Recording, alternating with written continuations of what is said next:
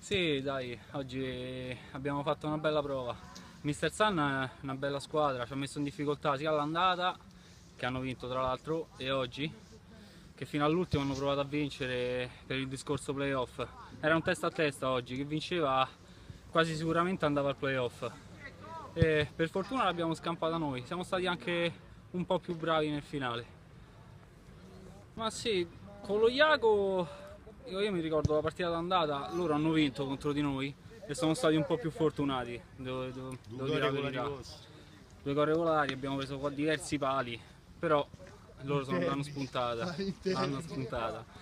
E invece con lo Whisper noi ce la giochiamo sempre, comunque sia alla pari. In campionato uno abbiamo perso di misura e uno abbiamo pareggiata.